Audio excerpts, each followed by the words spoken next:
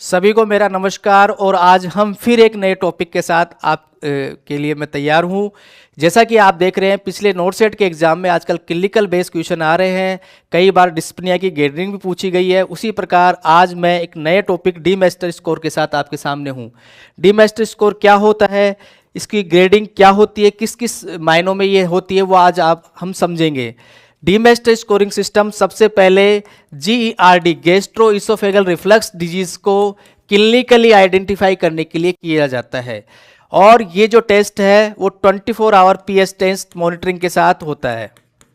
आपको ये भी पता होना चाहिए, जो GERD है उसका gold standard investigation 24 hour PS test होता है। उसके लिए क्या करते हैं, एक डीमेस्टर स्कोरिंग सिस्टम भी यूज करते हैं, जिसमें हम GERD की सीवियरिटी को देखते हैं कि कितना सीवियर ये है, कौन सी ग्रेडिंग है।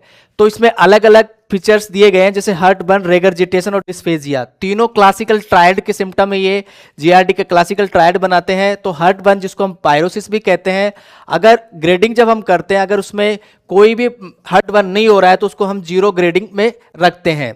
अगर मिनिमल हो रहा है, ओकेजनली हो रहा है, तो हम उसको फर्स्ट ग्रेडिंग देते हैं।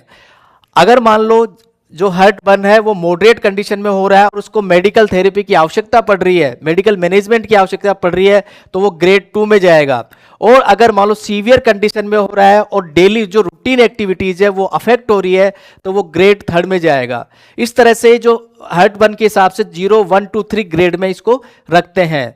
अब अगर सेकंड सिम्टम की हम बात करें, रेगर्जिटेशन, जिसको हम बोलते हैं बैकफ्लो ऑफ गैस्ट्रिक कंटेंट, वो अगर नहीं हो रहा है तो 0 ग्रेडिंग में रखेंगे।